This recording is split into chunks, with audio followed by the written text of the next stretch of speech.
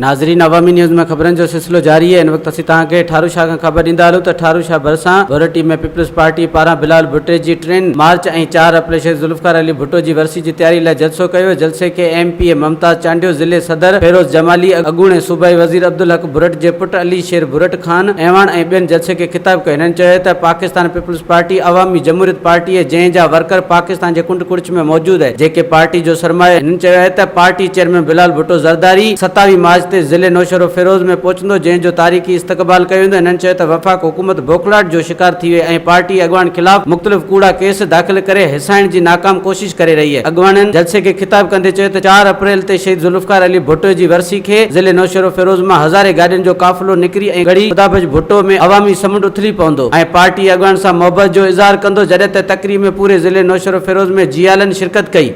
फकीर अब्दुल हक भुट साहब लाइ उहा ज़ाहिर पई थिए, तव्हांजो मोहबत सां ज़ाहिर पई थिए। इहा हुनजी महिनत आहे, हुनजी सचाई आहे। तव्हां वर्करनि सां हाणे असांजो तव्हां साथ ॾींदो, तव्हां वर्कर असांजो साथ ॾींदो, असांजे महबूब चेयरमैन जो इस्तक़बाल कंदो। उन खां वरी 4 अप्रैल आहे। 4 अप्रैल ते तव्हांजे लाइ का नई शइ कोन्हे।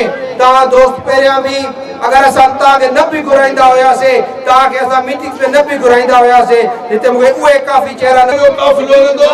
तव्हां ॿाहिरि दोस्त सभु मूंखां साथ ॾींदो इंशाअल्लाह। ईअं गॾिजी निकिरंदासीं, ईअं गॾिजी हली। वधीक ख़बरनि ऐं तफ़सील लाइ विज़िट कयो अवामी news Facebook page, YouTube page ऐं अवामी